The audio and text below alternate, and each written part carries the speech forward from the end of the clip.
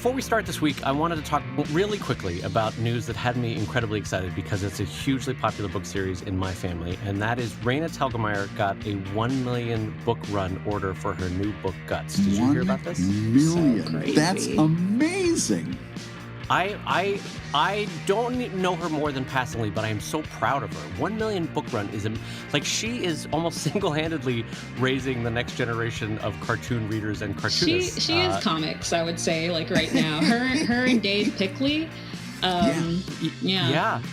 And it's so funny. I don't know if you guys have ever met her before. No. I have, yeah. She's delightful. She's just so nice. You wouldn't think that she's basically an entire industry on her own. Yeah, she single-handedly is the Harry Potter of comics, and she's so sweet and kind and lovely and welcoming, and I am so excited for her success because, frankly, it's raising a really nice generation of cartoon readers, too, you know, in the way that, like, Charles Schultz raised a nice generation. I'm so glad that it's not some weird comic that I'm like, oh boy, I wish kids weren't reading that. Well, that's what I was just thinking, is that what a warm thought it is to sit there and think of the generation that she's going to be ushering in. All of the young people right now that are reading her books, that are going to get really attracted to comics and this whole medium. And that's going to be their touchstone, is Raina's work. And it's kind of a nice thought, you know, to think what the future holds. It's also nice just to see in the American market that a graphic novel is getting almost Japanese levels of production volume, you know? Yeah. Where really it's a generation coming up that has no problem, and a whole series of teachers that has no problem assigning a graphic novel to kids, and I think that's wonderful. I don't know. I just feel incredibly optimistic by that whole development. So I'm really proud of her and excited for her. It's a great way to start the show. Well, on that note, hello everybody and welcome to ComicLab, the show about making comics and making a living from comics. I'm Brad Guigar, editor of Webcomics.com and cartoonist of Evil Inc. And I'm Dave Kellett, cartoonist of Drive and Sheldon and co-director of Strip. And this week's Hour of Comics Advice is made possible by your support at patreon.com/comiclab. And Dave, you get the honors. Introduce that third melodious voice. I am very excited to welcome to the show this week. We've been excited for this interview for a while now. Yeah. Ngozi Ukazu of Check Please, coming from, where are you coming from physically today? Where are you located? I am physically located in Austin, Texas. Wow. Austin, Texas. One of my favorite cities in the world. Now, is that home for you now, or are you visiting? It's home for me, and I'm originally from Houston, Texas, but Austin is just a little bit cooler, so...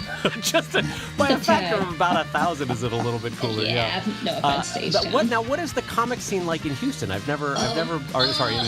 Austin, I should say. Oh, yeah, okay. I started groaning because there isn't a comic scene in Houston, but in Austin, there's so many comics creators who live here, and it's such an artsy town as the live music capital of the world, and you know, the city that has the motto of like keep itself weird. It's a natural place for artists to congregate. So Staple is the small convention, indie convention that happens every year. Oh, right. And that's so great. It's just a lot of people show up, and so I'm always excited for it in September every year. Yeah. The thing I always laugh about when I think of Austin is the people that they just want to go out for a quiet dinner, and Austin being the live music capital of the world, like, can we just not with the band? I just want one meal without a band. Just once could I go someplace and not hear a band? Exactly. It's so I just wanted a sandwich. Yeah. No, it's when I was with my friend Madeline Rupert, who I'm working on a comic with. And I felt so cool. We were walking down Congress Street, and I was just like, "Oh wow! I can't believe look, live music. Who would have guessed tonight there would be live music in Austin?" So, boy, That's she amazing. was impressed. You know, you can't do something like that. So I'm over in Philadelphia, and the closest I can come to that is when I'm walking down the sidewalk and I go, "Have you ever seen a rat that size?" Yeah, Philadelphia's on the up and up. Okay, so you brought up Philadelphia, so we have to talk. And my comic's about hockey, so we have to talk about the Flyers' newest mascot. Gritty. Oh my God. What are your opinions on Gritty? Man, I'm telling you, in terms of character design, I really want to know who approved that, because I really don't think it's everybody's been really hammering poor Gritty an awful lot, but I think a lot of it is deserved. I don't know what they were thinking with that character design. He's quite scary, like legitimately terrifying. Dave, do you know who we're talking about? Yeah, it's kind of like the Hamburglar if the Hamburglar was on LSD kind of a thing. Yeah. If the Hamburglar like grew up next to a power plant, just like very just so you're like the first Philadelphian that I've met that isn't pro Gritty. A lot of people are just like, yeah, we love him, he's ours. No. You know what? I've been hoping that somebody would bring this up, because I've got thoughts on this. Yeah, I really wonder whether you know how a lot of people. I don't know whether technically they're in the millennial zone, but it's very popular for, boy, am I going to show my age, for younger people to have big beards, right? I see a lot of people walking around with these big beards. I wonder if that wasn't an attempt to say, we're going to have the first mascot that also has a big bushy beard.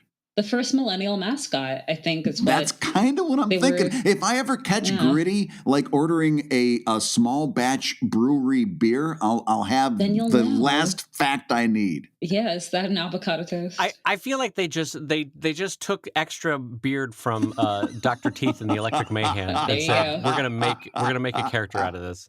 Man. But well, speaking of hockey, I want to talk to Ngozi about Check Please, because it's a coming of age story, it's a coming out story. But as a Southern Californian, I wanted to ask you specifically about hockey, because for me, hockey is this great mystery of a sport that I kind of understand, but it's never really sparked with me. And I wanted to know how your journey with hockey came about. Oh, are you a sports person in general, though? Are you guys sports people? Yes. Growing up, I, as Brad points out every once in a while, I was a sports person when I was younger. But the love has faded for professional sports as more and more like money scandals came out. But money scandal. It was money scandals for you. It wasn't like, okay. Yeah, no, I still enjoy college sports because there's more love of the game and the camaraderie and the team playing. Whereas professional sports, it just feels like, I don't know, it's just a wash in money. I don't know. Interesting. It's not to make it, I could interview you on that. I think it's really fascinating. It's really fascinating. Like when young people are into sports, I find it fascinating when young men are into sports and what makes them become disinterested in sports. But anyway, but you're into comics, so there was clearly a shift. I think I became the nerd that I was always meant to be, and just quiet and cloistered and stuck in a room drawing. Yeah, awesome. That's what happened. Well, my path into getting into hockey, I've always been into sports. Always a kid. I was always a kid on the playground. I didn't play organized sports until high school, and even then, it was just like one semester of basketball, which I stopped because I was taking AP chemistry, and I was like getting below a certain grade, and I was just like, no, this is not worth it. And then I've always loved watching like sports documentaries, like there's just this inherent narrative in sports that is, for whatever reason, so fascinating. Like I can't explain why I spent my summers in high school watching like ESPN's 30 for 30. Yeah. That docu-series that Bill Simmons started. And so when I was in college, I wrote a screenplay on a college hockey player who falls in love with his best friend, which is kind of like the spiritual predecessor to Check Please. The story for that one. Yeah. and the crazy thing with that is like hockey to me was and still is like a very exotic thing, because I'm from Houston, Texas, and I'm a Black woman, so it's not really like the biggest part of my culture. And then I just did all this research, and the more I researched, the more I was just like, this is the weirdest thing that's actually happening right now. And and I just had to, I know now that whatever I consume, I output. So like I'm reading these books about naval historical fiction, and I'm like, oh, now I have to make a story about that. But with Check Please, it's so funny. Brad and I were just talking about this morning about you have to follow whatever your passions are leading you to. That's good. Yeah. So that's how I got into hockey. Yep. Well, and storytelling wise, sports are, I think I've read you speak of this before, but sports are particularly helpful in a narrative arc for character development and for a character's storyline. What to you are the sort of helpful and defining aspects of sports and storytelling that work well together? Oh my gosh. Okay. This is like an entire area of interest for me, because I think sports as a genre and storytelling is fascinating, but sports and comics is like so weird, and it's basically cousins to the superhero genre. Yeah, I don't know, like if you guys read like I mean, not just superhero comics but sports manga, like the ones I've read are just like Haikyuu, which is a volleyball manga, and then Slam Dunk, the really popular basketball manga. It's kind of just like built-in storytelling, because like what a lot of sports comics, well, it's actually really hard to, because there's not a lot of Western sports comics, but what a lot of sports manga do is just set up like an impossible task, like an impossible antagonist and a very small underdog protagonist, and you see them like overcome these super like incredible hardships over and over and over again, and that's storytelling. It's like it's the hero's journey, except except instead of putting on a cape like in a superhero comic, it's putting on that jersey. You have this team that you ramble together, that's like finding it's like finding the fellowship as they go onto the ring. It's like built in just storytelling. So I always thought that was very fertile ground for narrative. And do you ever find it limiting? Because I agree with you in huge strokes. Do you ever find it limiting that you have to follow the arc of a season to the arc of a character, or do you find that in 99% of the time it's perfect for what you need it to do? It's usually pretty perfect. But see, that's the thing about sports. Like, I remember I had a friend who was like, he just couldn't get sports. Like, it was always like, well, you always know one team's going to win and one team's going to lose. And even every season, you know, one team has to win. But there's so much of a narrative that goes into every single game and every single season. So like for Check Please, I actually got this question. I remember it was at TCAF. Someone asked me like, how do you make things interesting if you know that the character has to win or lose? It's what happens outside of the game that kind of informs that. Right. So it's almost like you have like a thesis question, like, okay, like my main character Biddy has a lot of issues with his dad. So if his dad goes to a game like and watches him, what does winning say about Biddy's relationship with his dad, and what does losing say? So it's not just, oh, they lost or won. It's now we've answered a question. Right. What's interesting too visually is that so many comics in a moment of exposition or just laying pipe somehow, the story the visuals kind of stop. They kind of freeze. People are sitting on a tree log by a lake, or they're sitting on a bench. And what's interesting about sports comics is you can, at the same time you're laying out a great deal of exposition, you can also have incredibly exciting visuals happening panel to panel, which I'm sure is incredibly fun to balance the two out when you're writing. I would say so. Well, the neat thing there is what I'm noticing when I read Check Please is that I know if I were to do a sports comic, I would get bogged down in the minutia of the game, right? Yes. In other words, I would get and I would get bogged down into who has the puck, who they're shooting it to, who's blocking, what the goalie is. And the nice thing that I see here is that a lot of the story obviously is what happens off the ice. Yep. But when we are on the ice, you're focused on, and tell me if I'm wrong, but it seems as if you focus more on the broad strokes instead of getting bogged down into, like I would end up doing a wide shot from above with the puck going left, right down the ice and totally screwing up the story. No. Whereas you, it seems like you're focused right in on these headline moments during the game. Am I saying that right? No, you're saying that absolutely right, but I don't think there's anything wrong with either approach. One of my favorite sports manga is called Haikyuu, and it is literally, it's like you go through 3 volumes and these kids have only played 1 game, but you're there, but you're there. You're like, oh my god, Hinata! I hope he gets this next spike. But I think for me, I've always decided like I want it isn't just about the game, it's about what goes, like I want what happens off the ice to inform what happens on the ice. So I want to focus on the big play. So yes, but you can go either way. See, here's the deal. This is the trouble I get myself into, because I do a superhero comic, and a lot of it, like, especially for my sons, they're like, Dad, nothing ever happens in your comic. Because for me, it's not about like battling over the city. It's about what's happening in these people, with these people and their personal lives, as being instructed as coming from that superhero genre. So when I see the way you handle Check Please, I kind of feel as if we probably come from the same psychological background in that.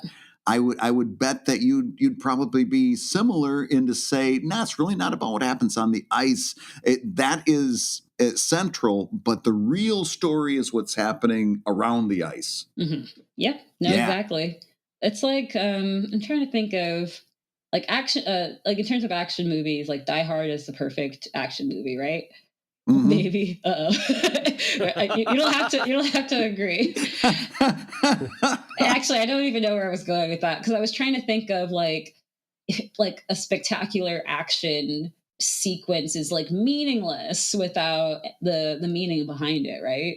So yeah. Well, and I guess when I've kind of considered this in the past, my touchstone there has been Alfred Hitchcock, who could give you a story about a murder and you never saw the murder, but yet it was terrifying.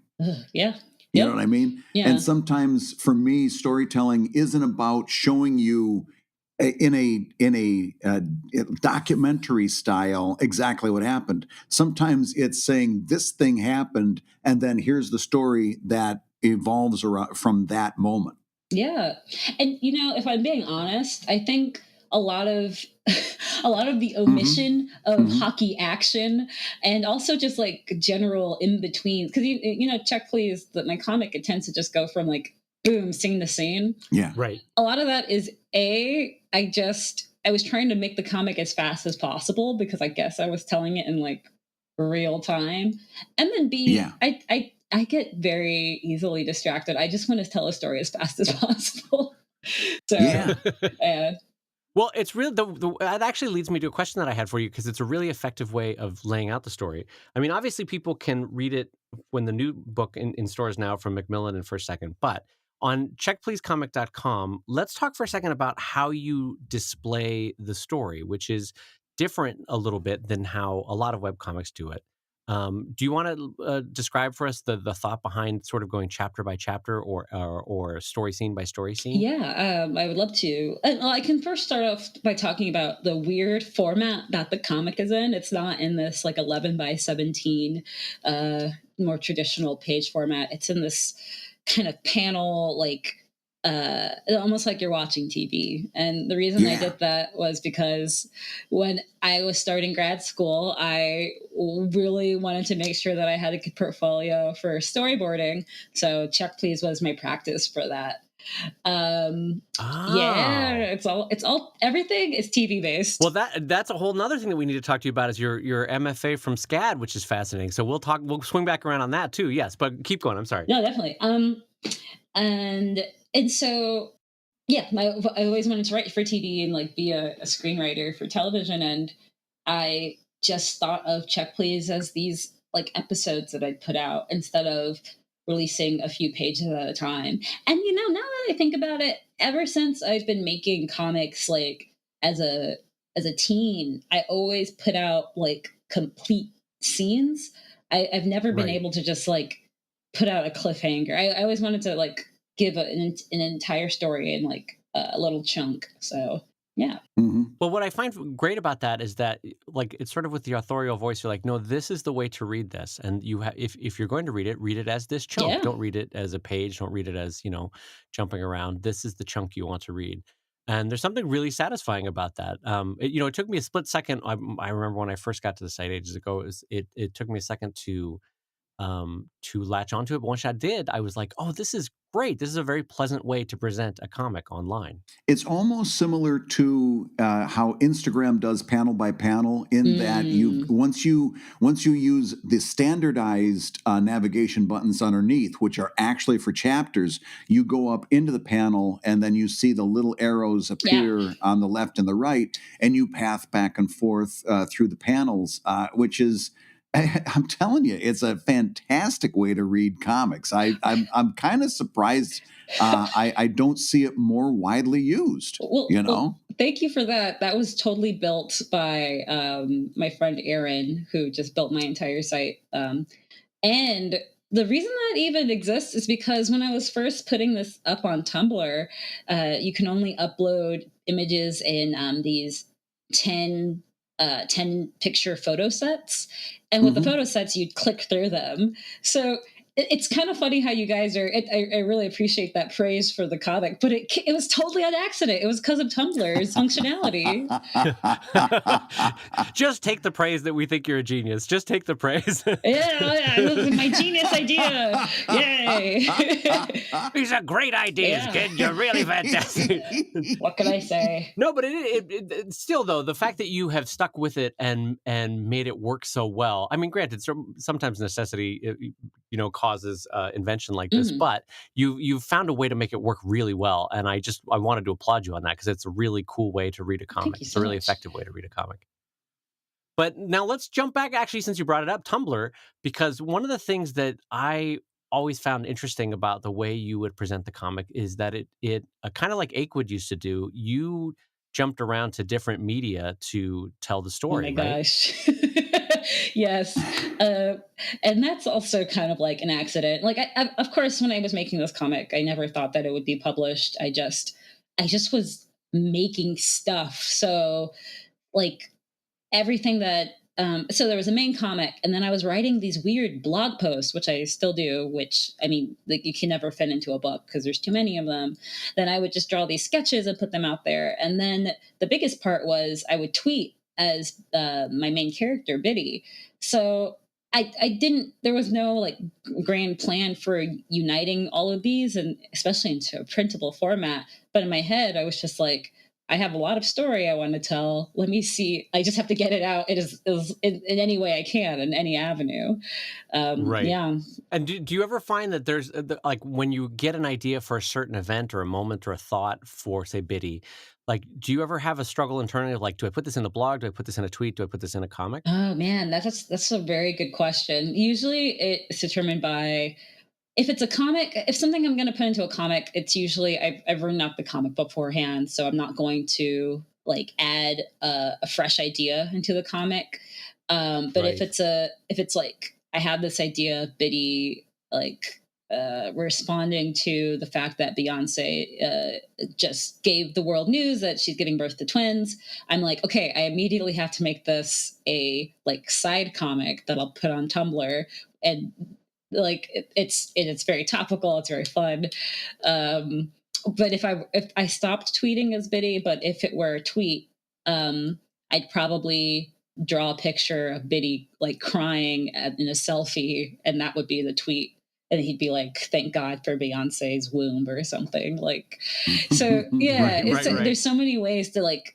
If I want to show a character reacting to something, like in that case, a piece of news, like I can make a little side comic about it. I can post Biddy like doing a tweet, or it could be referenced in the comic like a year later. So, And a lot of that stuff probably will fade with time, like in terms of the immediacy is what makes it fun. But do you ever see, and maybe there's talks with Macmillan, like some huge collection down the line that would have all the blog posts, all the tweets, all the... I don't know. Like, Or would that not be as special? Like it really only works when it's across different media platforms?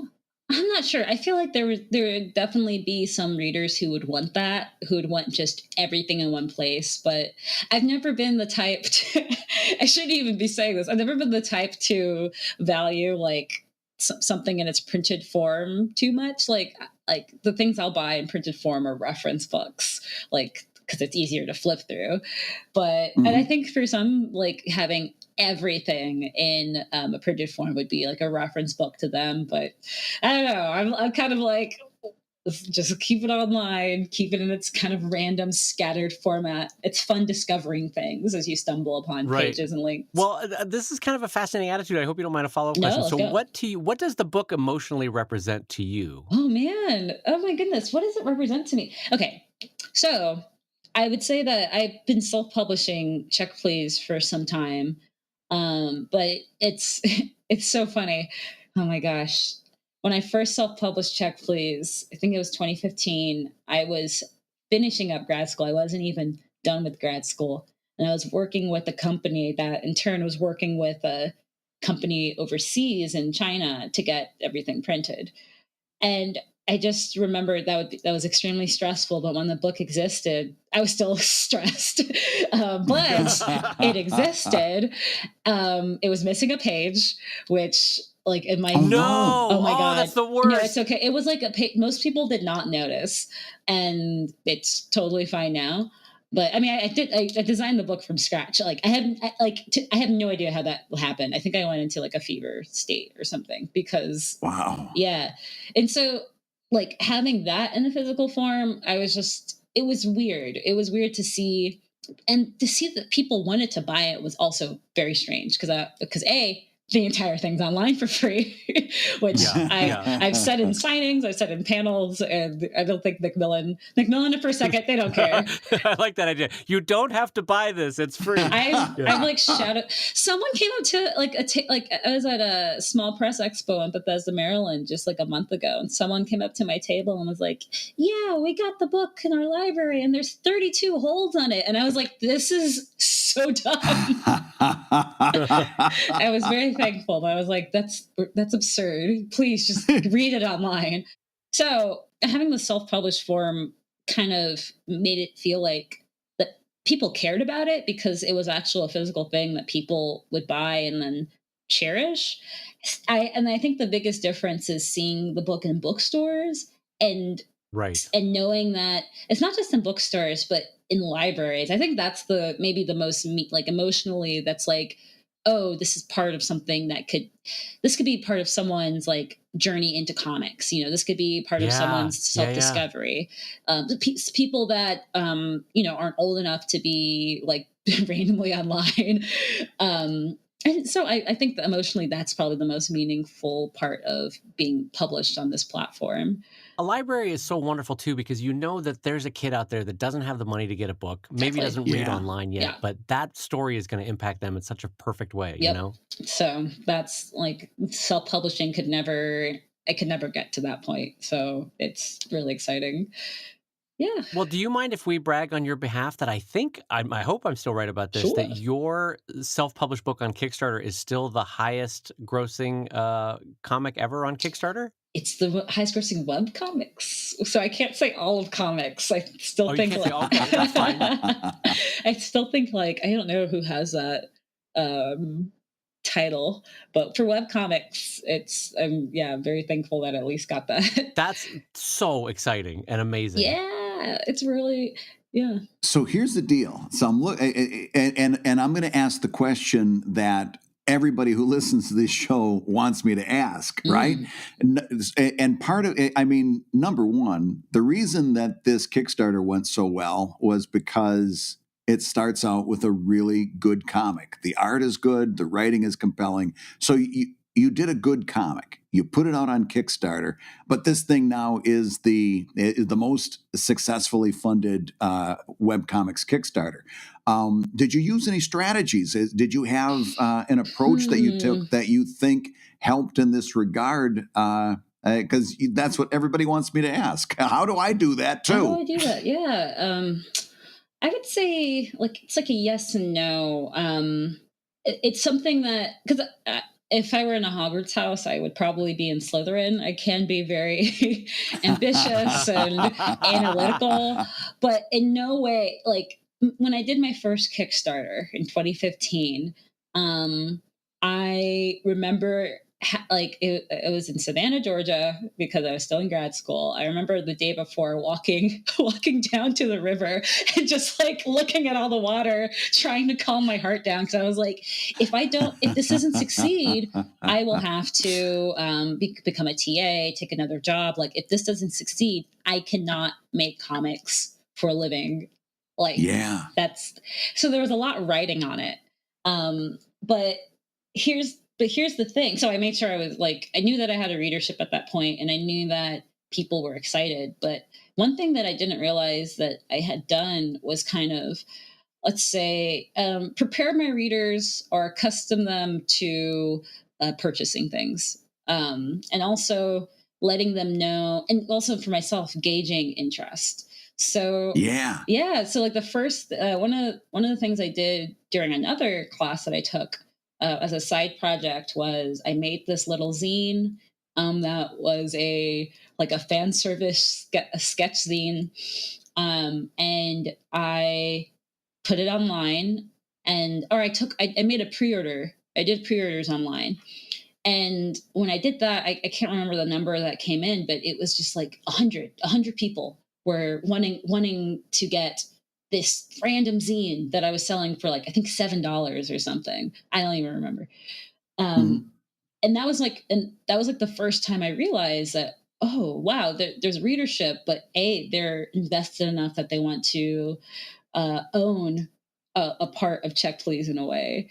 And after I did that, like the Kickstarter was still very surprising, but if I'm honest, it's like, oh, I could see that there was still potential for, because now it's not just a little zine, like, oh, there's potential for people who would like to get a book. And all Kickstarters are just glorified pre-orders in a way. So yeah, I would say if someone's doing a Kickstarter, testing the waters first is a really good way to see if you're in a good spot. That's great advice. And you also, I don't know if it was in the most recent Kickstarter or maybe it was in the first one, but you also did a nice job of gamifying it, if I remember correctly. Yeah, I would say it was the most recent one. And it was that the most recent one? Okay. No, so you're right. And it was definitely like, let's work together to see if we can hit these goals. I still feel a little like unsure about the kind of gamifying process, because I think from here on out, I think Kickstarter, like I want my Kickstarters to be like very just like straightforward. There are some readers who love like achievements and stretch goals and like all those extra little rewards, but the vast majority, and it's great to cater to that and to provide people with that extra engagement. But I also realize, like, for most people, they just want to put their money down and then get their stuff 7 months later. So I also appreciate, though, the drive towards more like a simpler and more clarified campaign, because once you've reached a certain success level, like you have with your Kickstarters, you can actually create a world of pain with a complicated Kickstarter. Oh my gosh, yeah, you're right. In terms of both fulfillment and running the campaign, I bet. Yep. I mean, I'm luckily I have a manager, George Rohag. He's fantastic. He knows everything about the fulfillment process. He knows everybody in comics, like printing. I don't like because of his work with Oni and also with Homestuck. So he knows a lot. But at the same time, like, but the time we do the year 4 Kickstarter, which we will be allowed to do, thanks Macmillan, thanks for a second. It's going to be a situation of there's going to be 4 books. There's going to be like so many different combinations and so many different options. So I ideally want it to be just straightforward. Like I don't know. So we were still thinking about that. Oh my God! I didn't even think about that. The combination is like, I already have book 1 and 2, but I want 3 and 4. Well, I don't only have book 1, but I want 2, 3, 4. God, that didn't even occur to me. That's miserable. So Pledge Manager is great for this point, because we use a service called Pledge Manager, which allows people to select from any of the add-ons or any of the rewards, so they could make their own special combination that we don't have to deal with. But yeah, coming up with reward tiers, like I think we can't have more than 10. Like for me, like more than 10 is just like so many. Yeah, because there's a certain type of personality too that if you give them a Denny's menu of options, they kind of shut down and they're like, I can't order. Yeah, you know? Yeah. That's a really good point. It becomes overwhelming. Yeah. Yep. So Yeah. So wait, did I hear right that you're going to be able to kickstart a fourth book while still being with Macmillan on? Yeah. Wow. Yeah. Wow. Ain't that cool? How is that working? Okay, so let's see. How do I explain this? Well, it's not even being discreet. It's just saying like part of the deal that we approached like for second with was like so much By the way, if I asked a question that you can't legally answer without like I'll just scream off the record. No, but this is totally fine. I know I feel bad if I put you in a spot. You don't have to answer it. No, I will. Yeah, so basically the thing that we were able to bring to all the publishers that started to approach me and my manager after the second Kickstarter was, if you're printing this book, you have to respect the audience that made the book big. Mm-hmm. And these are people who, you know, especially after the year 2 Kickstarter, they want the whole collection, and it would just be the epitome. It would be so bad to just not be able to continue that self-publishing process. And I mean, I do benefit from it being able to do a Kickstarter. But it's, you know, it's like, that's a portion of my income that like, it would be pretty bad if I wasn't able to continue to self-publish. Right. At conventions. It's merchandise that I can sell directly. It's like, it's a very custom item. And I think it still feels personal in a way that, getting the book in bookstores is slightly removed from that. So yeah, we were able to argue that with them. Like, you gotta let us do this. So. Well, wow. Kudos to you for doing that. That's fantastic to be able to have. No kidding. I mean, you can basically have your cake and eat it too, which is delightful. A little bit. I mean, you also still have the headache of a Kickstarter, but you have also the joy and excitement of the income of a Kickstarter, which is good. Okay, so I wanted to jump gears real quick and jump back to your MFA, which I promised I'd get back to. So tell me a little bit about SCAD. What first caught your eye about SCAD? What did you think about it while you were there? This is turning into 19 questions. So I'm going to start with what caught your eye about SCAD at first. So my undergrad was Yale, which is a great place to learn about a lot of things, but unfortunately not the best place to get a good draftsmanship background, although their art program there is very analytical, very process focused. And so I knew that I wanted to either go into animation or illustration or something in the arts, but I needed to improve my draftsmanship. So SCAD's sequential art program was a perfect fit.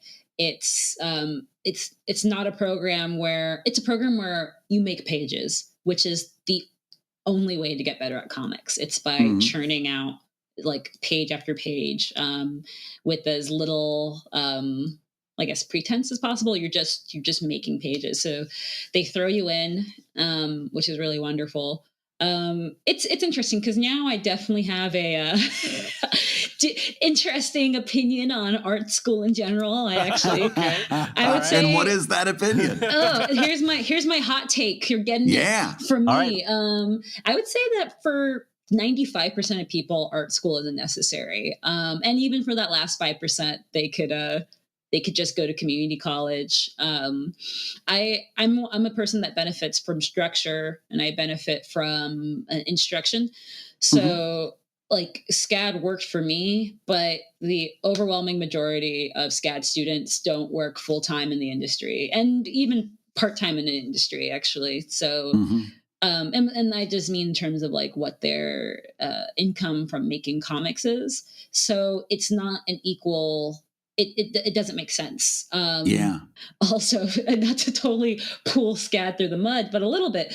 Like it's a school that really prides itself off of career and making sure that students have careers. But it's not, unfortunately, that it doesn't really translate as much. So when people in high school ask me about where they should go for undergrad, I really encourage people to go to liberal arts schools or state schools where they can get most of their education paid for, and take art schools on the side. Because here's my last thing: not only will they leave out of school with less loans, they'll have like better job prospects, and most importantly, they will have studied something that is not art, which will help inform their storytelling.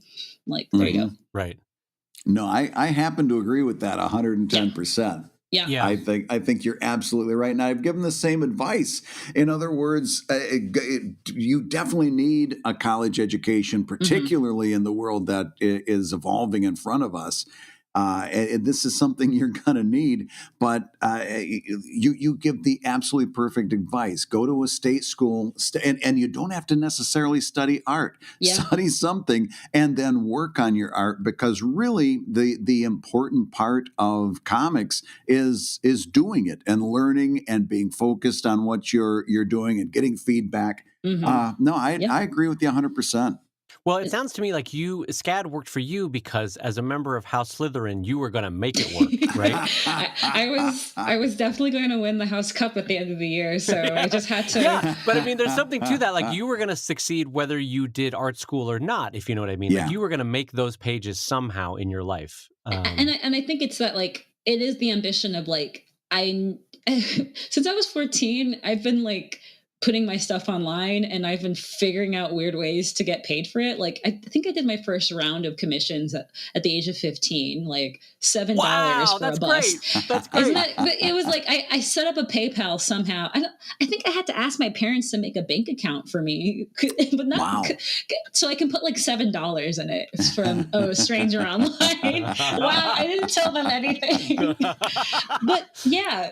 So I'm glad it worked out for me, and it worked out for like one of my friends, Gail Galligan. She's a New York Times bestseller now. She works with Raina. Nice. She took over the babysitter's helm, but she's also a person who did undergrad at NYU. She would have been successful no matter where she'd gone. So I think she really got everything that she needed out of SCAD as well. Well, and so the one other thing I want to jump back on that with in terms of putting out pages, because Brad always says, you can't get worse at something that you do every day, and with comics, you were saying that SCAD. That's such a good quote. I know, I love it. It's so apt for comics too. But but you were saying, the big thing that SCAD did was it churned out pages for you. Yeah.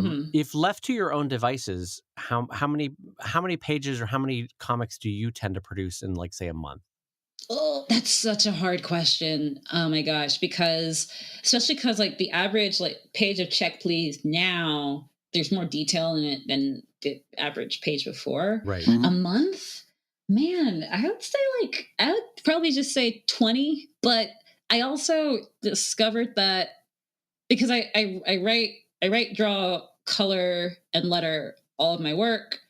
But then I just do a lot of writing. I've discovered that, unfortunately, I am a writer. I write a lot. I outline a lot. I come up with other stories for things that may never become comics. So, and I draw a lot of illustrations and sketches. So, yeah. Yeah. Well, in terms of feeding that inspiration, what fun things are you reading right now? What's on your docket? This is the question where I become embarrassed because of all the things I'm super passionate about. That's what we want to hear. We want to hear about your guilty pleasures. Right, there we go. Oh my God. But you guys have to, maybe you share stuff all the time, but you still have to tell me so I don't feel bad. Okay, the best superhero comic being made right now is not being made in America. It's being made in Japan, and it's called My Hero Academia, also known as Boku no Hero Academia.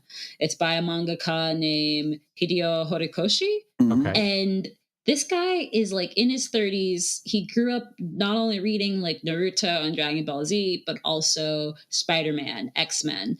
And like I feel so passionately about this because what he has done with the superhero genre is made it pure again. Really? Because yeah, these are stories that I could give to a 12 or 13-year-old. Like these are stories that are like younger than that. Like, and they're focused on kids becoming superheroes. So the premise is in a slightly alternate universe, Japan. And we live in a world where people have these things called quirks, and you can develop your quirk by going to a superhero school, a very exclusive superhero school. Like Professor Xavier could not even run this, and you become a superhero through a lot of training, and it's actually regulated by the government. And it's such a a uniquely Japanese take on the superhero genre, because American superhero comics tend to be more individualistic. It's about that personal revenge, where this is all about obligation and duty and regulation and getting licenses and going to school. And it's so fascinating. It's a totally different take. Yeah. I love the idea of a Japanese superhero comic is, well, okay, fill out form 28B and then bring that back and get that stamp. No, literally, actually, they have to get like so many licenses before these kids can like actually practice superheroing. It's so cool. It's funny. There's something delightful about that, though, storytelling. Isn't it? And they're all freaking out because they're like, oh, I have to study for the oral portion of my license. That's what made Shin Godzilla so good, though, when they revitalized the Godzilla franchise. Shin Godzilla was a standard Godzilla movie in that it didn't have the big CGIs. It was still a person in a rubber suit. But the plot was about all of the bureaucracy that would happen if a monster attacked Tokyo. The real plot happened, again, off the ice, as we were saying. Yeah. It was all these bureaucracies that start having to talk to one another to actually do something like call for everybody to leave Tokyo. You know, what happens governmentally first. And it was an absolutely intriguing movie, because every other Godzilla movie, everybody just runs. Well, this one is like, who's got to give the order to run? That's so good. It was absolutely beautiful. I loved every minute of it. Well, that's why I never read it, but I always loved the concept of damage control in Marvel Comics. The idea of like, here's the administration behind after the superheroes have beat up 19 buildings. Who has to come in and clean that up? I just think the day-to-day view of what a superhero must have to go through is a fun idea. Okay, so that's a good one. What other good recommendations do you have for the world? Can I give like book recommendations? Yeah, absolutely. Like book? Please. Okay, so you know the 2003 movie starring Russell Crowe called Master and Commander? Yes. Okay, so that was based off a 21 book series by a guy named Patrick O'Brien. I'm on book 7 of this series. Oh my gosh! Oh no, they've changed my life. It's terrible. My friend Brian Clevenger told me about them, and like he did it in such a like casual way, like you might like these. And then I read the first book and I like texted him like a crazy person. He just did an evil laugh because he was like, yeah, you're going to read all of them now. So the premise of these books is, like Patrick O'Brien, I think he died in like 2001. So I'm not helping him sell any books, but the story is a naval captain who... the naval captain named Jack Aubrey basically travels around the world with his BFF, a doctor named Stephen Maturin, who's also like a spy. And what makes it unique is the copious amounts of naval jargon, and like it's ridiculous. I would say it's 70% of the book. But you read that 70% so you can get to the sweet nuggets of male affection and friendship, and it's so pure. It's so pure. And they save each other, and there's like, they shoot at each other, and there's broadsides, and like entire boats will sink and it's so much action and adventure. So Well, I don't know the time period. Who are they fighting? Is it the Spanish or?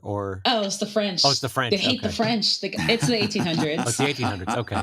Yeah. What I love about this conversation is doing this podcast, we've gotten a chance to talk to an awful lot of people who we respect as artists and creators. And there's one thing that I think all of them, as different as they all are, there's one thing they all have in common, and that is they get passionate when they talk about what they're reading. Yeah. You know? It's so exciting. It really is neat for me to see stuff like that where it's like, you know, this is something that you can tell you are absolutely lit up over is this. Well, don't you think though, as storytellers, we always respect when we find somebody that did it right, you know? Yeah. Right. And so you just your brain starts firing on all pistons because you're like, oh, firing on all pistons, that's not right. But I get you. Because you're like, oh, this is the right way to structure this story. Oh, they did this character arc right. Oh, this is great. I'm learning as I'm reading. Yeah. Well, that's the most important part is that it's like, oh, I see what he did there. I see how she did that, set up that scene. This is fantastic. I'm going to steal that. Yeah, oh my God. I mean, I'm not just stealing a lot of ideas from Patrick O'Brien. I basically was like, I'm going to take your characters, like scrub out the barcode and make my own little story that I'm not going to sell. I'm just going to do things with these characters. He's just so funny. For me, I always look for humor when people can get humor. Right. And like, this is like ostensibly one of the driest things, right? Historical naval fiction. Mm-hmm. I've like screamed with laughter, and all of my notes on my iPad are just me swearing at the characters and telling them to go to hell. What's fascinating though is how did he spin it out into 21 volumes? How did? Oh, wow, there's so much to tell. How could you? He died on the 21st one. He didn't finish it, actually. He could have kept going. Oh, he could have kept going. Oh, yeah. God. Oh, man. If only he had. That would have been amazing. So. Well, so now we know what you're doing for the next 4 years. All right. So this is good. So you're finishing up volumes 8 through 21, yeah? Mm-hmm. That's amazing. That actually brings me something I jotted a note down. You said you were working on another comic or you're working on a new project. Can you tell us about that? Of course. Well, I finished writing a script for a softball story that my friend Madeline Rupert is illustrating. She's the creator of Sakana, which is a really fun, long-running webcomic. Uh-huh. She also played softball for 10 years of her life. And this story it's softball at an art school. And it's just propaganda. It's me saying like, don't go to art school, but also make friends if you do go to art school. Make really meaningful friends. So, yeah. That's fantastic. That's so the sports seems to be a running theme. Yeah, I could tell so many more sports stories. I'm segueing. I'm shifting into superheroes because I've already spent way too much time developing a universe for that. Mm-hmm. But man, sports are so fun. I consume a lot of sports, so therefore my first reaction is always to make sports stories. Sure. But now we got to find the Venn diagram. Can we get like what sporting events would they have played on a tall ship? Like, let's figure out how we can make your next story happen for you. See, you asked that jokingly, and I'm like, oh well. I can hear her right now flipping through her notes. She's getting to the page. There's a whole cricket scene. Yeah. Oh no, it's the beginning of book 6. There's an amazing scene where they're playing cricket, and I'm just like, it was like a gift to me. I'm like, I can't believe they're playing a sport. So your worlds colliding. You're like, this is everything I want in life.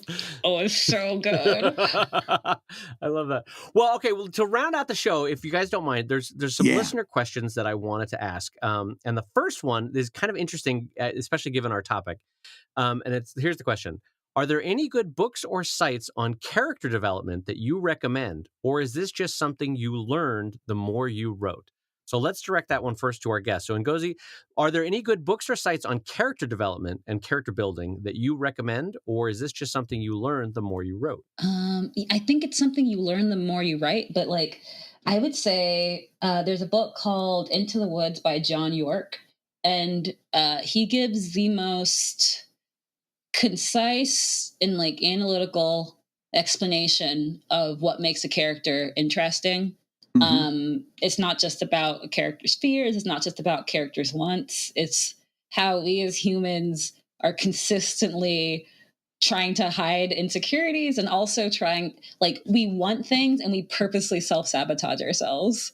Like, Ooh. it's a really great book. Like, and it's crazy how true it is. It's just, Yeah, that's a great insight, though. Yeah. and no, but development, I guess, like, but I guess development is that self-awareness that comes through external forces, our internal examination. But you just gotta write about characters experiencing things and reflecting on their decisions, I guess. Yeah, I got to say, I kind of agree with you, because I was looking at that question and I don't know that I would be able to direct somebody to a good book on that. Like that Right. deals specifically with that. And I Yeah. think what that is that that's because character development kind of wraps into an overarching idea of narrative, in that you want your characters to change through your story, and that change is going to be based on the story you're telling. And like, Yep.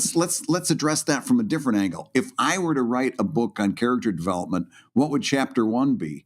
Well, I don't know, because there's so many different types of stories, so many different types of approaches to this.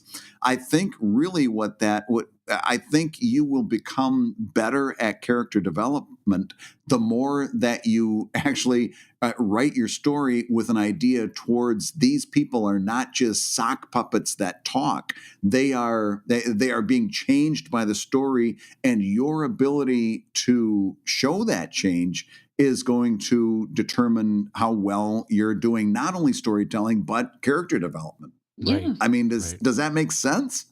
Yeah, I think so. I like both of you. I don't know that there is a single book or books that I could recommend for character. I mean, like, I know Stephen King and Mark Twain have some pretty good books on writing, and I think, was Neil Gaiman, didn't he? I haven't read that one, but didn't he have one as well on writing?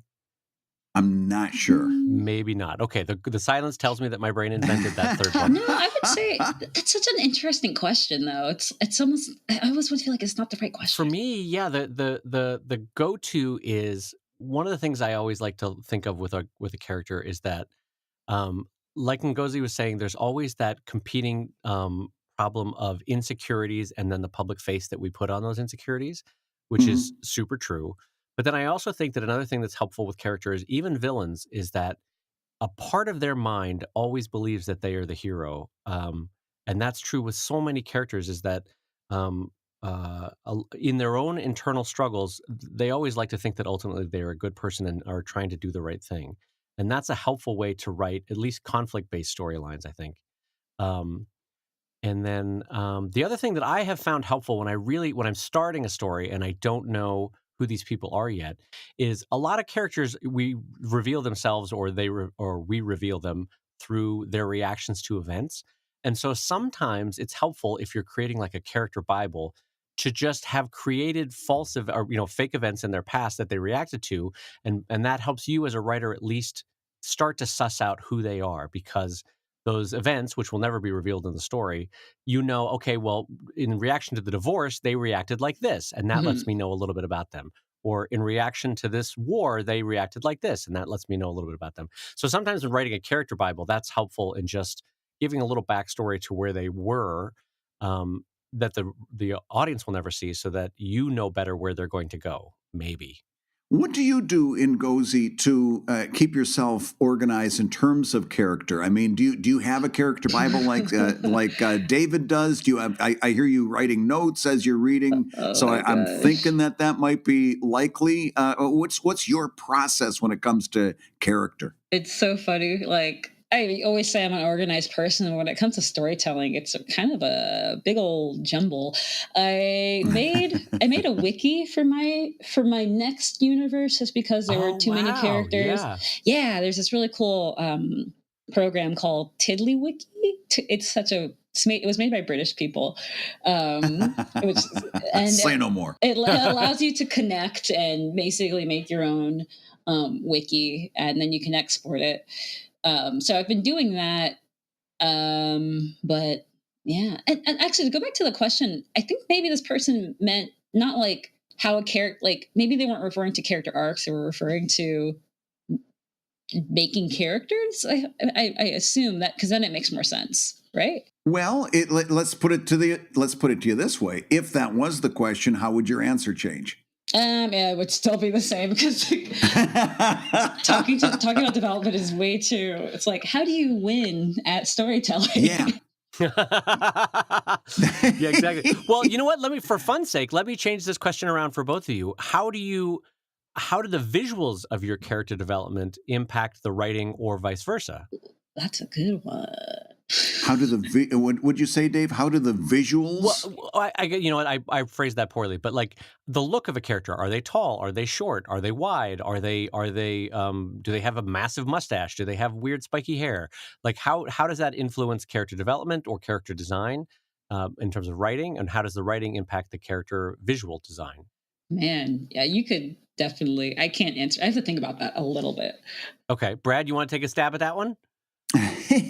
Well, I don't know that I'm going to be able to address that directly, but what I will say is that when I'm going through and writing my stories, I've got kind of a few words written next to each of the characters, and give me a few ideas and a remembrance of what their voice is like, what their central attitude is, the best way to describe them in 3 words and stuff like that. Right. That's kind of been my touchstone for how these characters behave in different situations. I'm not sure. I mean, obviously, in terms of look, there are certain things that come into play, and I don't know how much of this is right or not, but I've got a whole idea about noses. Like if I draw somebody with a long, sharp nose, I know exactly what that character is, and it's very different from somebody who might have a small, rounded nose. That's great. That's exactly what I was shooting for. Was how to. Do you know what I mean? I love it. And so, when I'm drawing somebody and when I'm trying to nail down a new character, I find that I spend most of my time on their nose, because eyes can be a certain way, and mouth and facial features, and certainly without a doubt jawline. But when it comes down to it, for some reason, I keep fixating on the nose. Wow. Huh. That's fascinating. But that's exactly what I was shooting for. Yeah. Yeah. For me, I like the fun play of both drawing to type and drawing against type in terms of the villain or the baddie, or the hero. It's fun to, as visual artists, we can have a fun interplay of that really only casting agents get that kind of fun. Mm-hmm. So I enjoy that aspect of it. But Ngozi, before we move on from that one, any last thoughts on how you design for your writing and how you write for your design? Yeah, I would say like my writing and drawing process is I do things in big strokes and then kind of improvise. So when it comes to coming up with characters, man, I'll come up with the characters look like a month before they appear in the comic, and which I know that some people have original characters that they had for years. They've had their OCs, but I'll look at a few actors that I feel like would work with the character. I'll do a few caricatures, and then from there, kind of boom, then I have a character. And also my character designs, they change so much over the course of a comic, so it's all very flexible.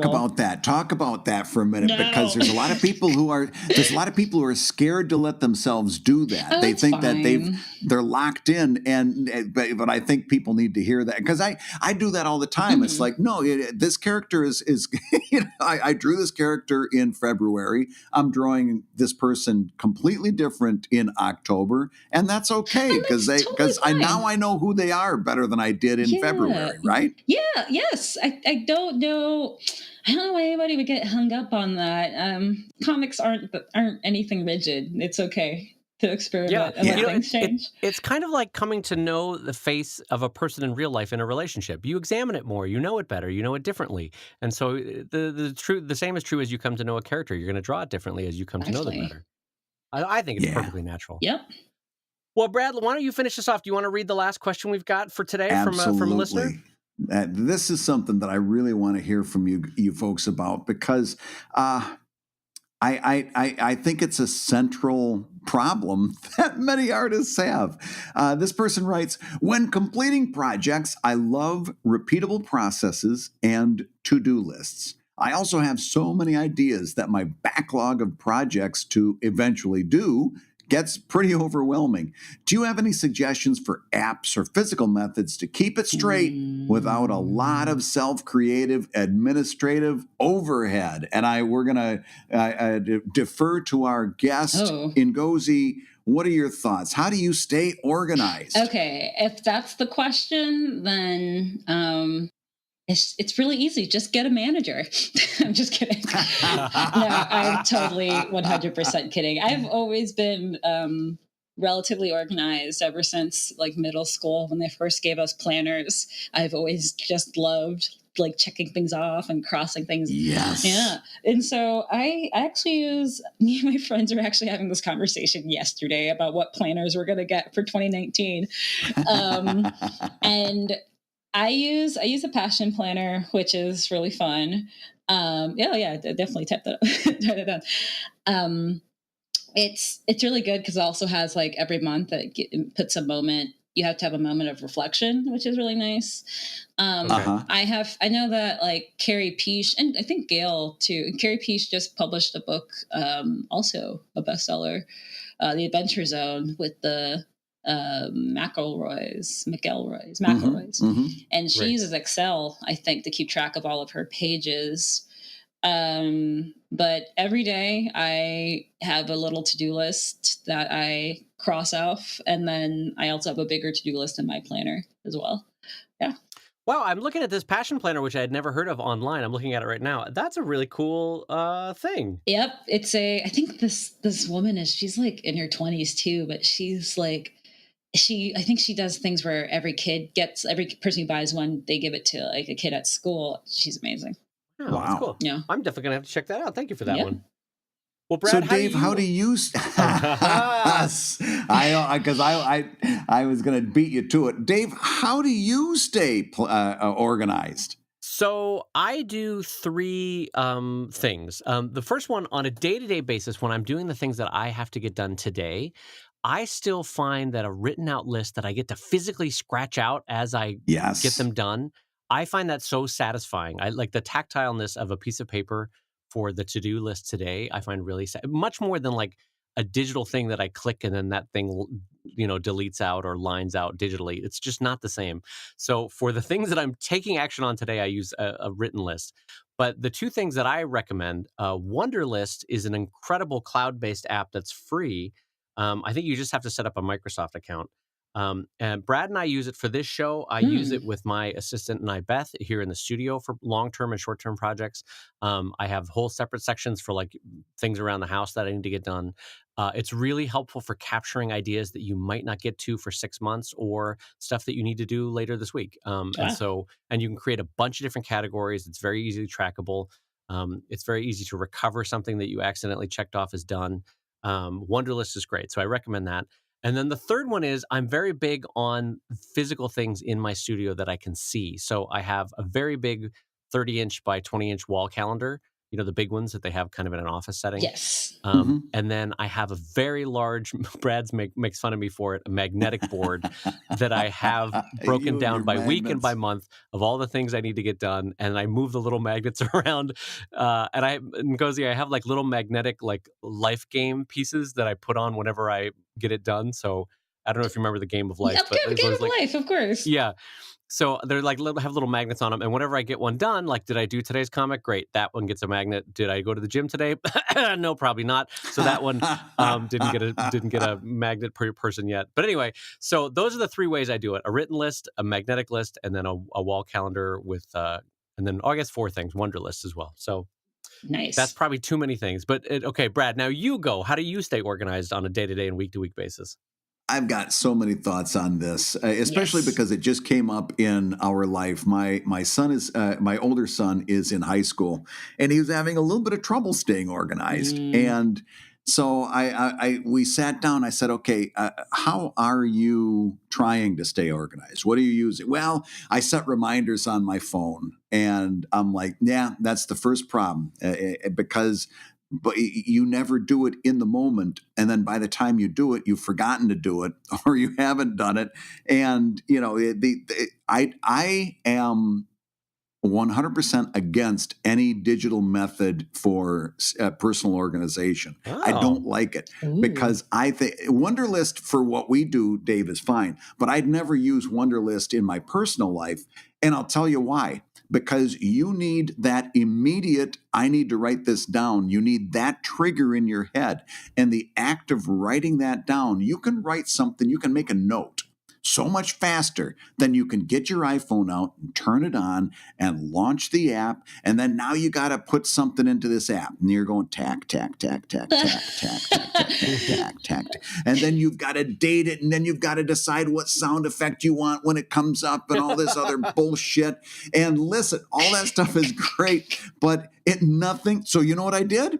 I bought him a little 5x7 sized moleskin. Little notebook, and I showed him how to make a to-do reference with a little box on the outside that you put a check mark in it if you're starting it, and you fill it in solid black when you're done. And I said, you are going to become obsessed with with filling in little black boxes when you're done with this stuff. And I said, I bought you a small one. It's 5x7, so every class you can easily put it in your pocket or in your backpack.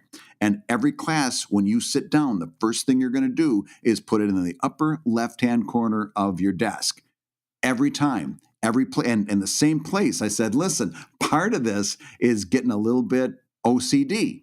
Part of this is setting up routines. That little moleskin is going to be in the upper left-hand side of your desk every time, to the extent that if it's not there, you're going to go, what's missing from the left-hand side of my desk, right? And then write stuff down. So far, I got to say, because I check him now. Because he comes in the house, I'm like, show me your to-do list, And it also helps because he kind of started halfway through, and he also uses it. He's very interested in writing right now. He's very fascinated in writing stories, writing humor. He's very interested in. So it's I told him, we'll put a little bookmark in there from the second half of the moleskin on. You can write story ideas, and you can write down things that occur to you. So that's another reason I want him to always have it in his grasp. Aww. But I'm telling you, everything that I've got right now in my studio, I'm sitting at my desk, everything is Post-its and little 5x7 index cards. And I've got everything laid out in front of me. And part of me is... the part of the reason that I want to get things done is so that I can get some of this clutter off my desk. And that's incentive for me. Okay, today at some point, I got to call in and make a dentist appointment for my kid for his braces. This is something that I hate doing. I don't like talking to people on the phone. I hate talking to some dummy and what time do you want to come and oh my God, it's the worst. But I've got to do it so I can get this damn note off my desk because it's cluttering things up. You need that sense of the physical is what I'm saying. And that's why all these apps, to-do list, to do this on the app, none of that is good as just putting a note right there on your desk and having it with you. So I feel like organization is actually it's a subset skill of professionalism, and it's really important in comics. And it's really, by the time someone wants to make comics, it's almost too hard to teach. Like, what do you do at that point if someone's like not put together? Well, you know what? I think it's helpful at least to know that, like, if you want to make comics your pro-am or professional career, and if you're in your own life feeling like you're not very organized, this is something that's important and it's worth working for. It's kind of like for me right now, having let myself go for a bit, I've got to get back to the gym. It's not fun to think that I have to get back to the gym, but at the same time, I know that for better health, I've got to do it. And for better cartooning, you've got to organize, you've got to learn and teach yourself how to be better organized. Because all three of us know an artist that works in chaos. But frankly, the more you can make it easy, even if it's organized chaos, it's happier and better work. And frankly, you will eventually burn out in a much quicker time if you don't have some form of organization, I think. Wouldn't you guys say? Yeah. Well, on that note, then, I don't want to hold up our wonderful guest much longer you're good. than to say thank you, Ngozi, for joining us. This was a delightful chat today. It was really, really nice to have you on. This is so nice. You guys are so kind. Thank you so much. Well, and if you don't have it physically on your bookshelf yet, you are at fault. You need to go to the store or go to Amazon or go to Barnes & Noble or go to Books A Million and get the new Check Please from Macmillan and First Second Books. Or if you want to check it out for free, as she will repeatedly tell you that it's for free to read online, checkpleasecomic.com. Please go check it out right now. Yeah, and it is well worth your time. Beautifully written and wonderfully drawn. It is. It gets high marks all across the board. Thank you. Absolutely. And it is my great pleasure to tell you this. You've been listening to ComicLab, the show about making comics and making a living from comics. Your hosts have been Brad Guigar, the editor of Webcomics.com and cartoonist of Evil Inc. at evil-comic.com. And Dave Kellett, co-director of Stripped and cartoonist of Sheldon at sheldoncomics.com and Drive at drivecomic.com. And the ComicLab theme song is used with permission from Andy Creighton at theworldrecord.net. And this episode, as all episodes, was edited by Matt Woodard of Woodsong Productions at www.woodsong.media. ComicLab is made possible by your support on patreon.com/ComicLab. So we'll go ahead and say that twice, patreon.com/ComicLab.